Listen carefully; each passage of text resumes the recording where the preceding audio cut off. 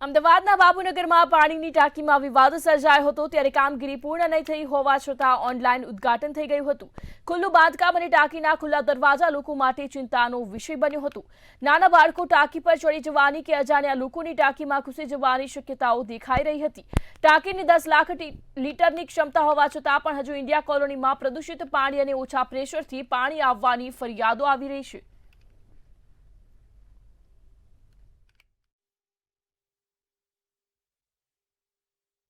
Ahmedabad municipal corporation 24 કલાક પીવાના પાણીની જે જાહેરાતો દર બજેટની અંદર કરતું હોય છે, પરંતુ ઘણી બધી પરિસ્થિતિ એવી પણ હોય છે કે જે પીવાના પાણી માટેની જે વ્યવસ્થા રાખવામાં આવી છે તેનું લોકાર્પણ થયા અને ત્યારબાદ કામગીરી હજી અધૂરી હોવા છતાં પણ લોકાર્પણ થઈ જાય અને સ્થાનિક નેતાઓ અથવા જે સ્થાનિક કોર્પોરેટર છે તેને જાણ નથી હોતી।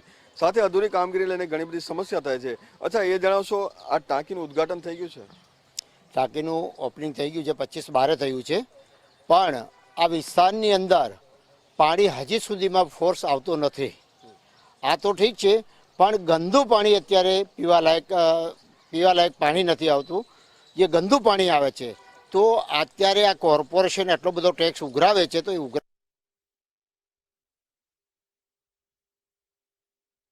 છે કે અહીંના જે એન્જિનિયરો છે એ લોકોને કંઈ ખબર પડતી નહીં હોય કે લોકોને આવા ગંદા પાણી પીવડાથી રોગચાળો ફાટી નીકળે છે, તો આ લોકોને ખબર પડતી નહીં હોય। જો આ જ પાણી એના છોકરાઓને પીવડાવવામાં આવે તો એ લોકોને ખબર પડે તો એની આંખ ખુલે, ત્યાં સુધી આ લોકોની આંખ ખુલશે નહીં।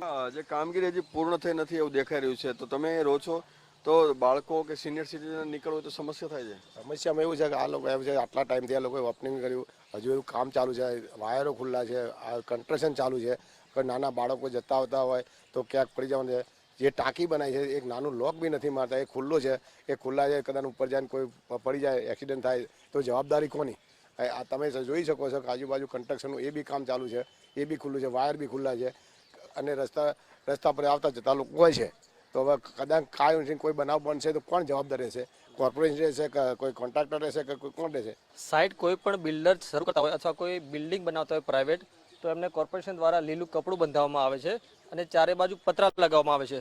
પણ આ કોર્પોરેશનનું કામ છે, અહીંયા કોઈ લીલું કપડું દેખાતું નથી, અહીંયા પતરા દેખાતા નથી, વાયરો ખુલ્લા છે, કોઈ પણ અકસ્માત થઈ શકે છે, રસ્તો પણ એ બેસીમાર છે કે અહીંથી આવતા જતા લોકોને કંઈ પણ મુશ્કેલી પડી શકે છે। ત્રીસથી આ લોકોનું શાસન છે, તો તમે પીવાનું એક બાજુ જલસે જે યોજનાની વાતો કરો કે તમે તાત્કાલિક શુદ્ધ પાણી આપી દો, પણ મને એવું લાગે ને કેટલું અંધેર ચાલે છે। મને અહીંના જે તપાસ કરતા તમે આ ચારે બાજુ આ ગંદકી સાંભળે, આ જ પીવાનું, આ જ ભાજપનો વિકાસ, અને સાથે ચાલે અહીંયા આવ્યો તો કોઈ અધિકારી નહીં, કોઈ કોન્ટ્રાક્ટર કોઈ નહીં, ફોન બધાને બોલાવડાયા, તમે તપાસ કરી, ફોન ઉપર ડિટેલ લીધી તો 25 તારીખે ઓપનિંગ કર્યું। અહીંના સ્થાનિક કોર્પોરેટરને ખબર નથી, સ્થાનિક આગેવાનોને ખબર નથી, શું અહીંના ચૂંટાયેલા પ્રતિનિધિ ધારાસભ્ય છે, 4 કાઉન્સિલર ઇન્ડિયા કોલોનીના શોભાના ગાંઠિયા સમજે છે?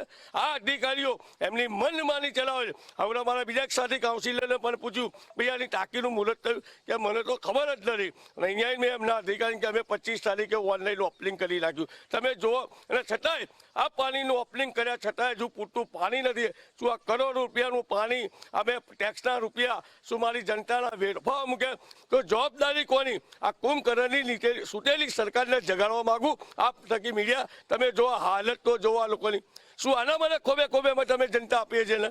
આ 30 વર્ષથી આ શાસન એમનો હમ ને સત્તાનો ગુમન, એનું આ પરિણામ જનતા મારી ભોગવી રહી છે। તો જે પ્રમાણે કામગીરી હજી પૂર્ણ થઈ નથી, સાથે લોકાર્પણ જે છે તે થઈ ચૂક્યું છે, અને આજે લોકાર્પણ બાદ પણ જે કામગીરી પૂર્ણ થતા ના હોવાના લીધે અને સાથે જે લોકો છે હાલાકીનો સામનો ક્યાંક ભોગવી રહ્યા છે। સ્માર્ટ સિટી અને હેરિટેજ સિટી જેવા મોટા બણગા ફૂંકવામાં આવે છે, પણ અધૂરી કામગીરીને લીધે અને સાથે રીબીનો કાપવાની ક્યાંક જોશમાં ઘણી વખત આ રીતે હોશ ખોઈ બેઠા હોય તેવું પણ જે અધિકારીઓ નેતાઓને લાગી રહ્યું છે। કેમેરામેન યોગેશ જયસ્વાલ સાથે મીર દુધરેજિયા, મંતવ્ય ન્યૂઝ, અમદાવાદ।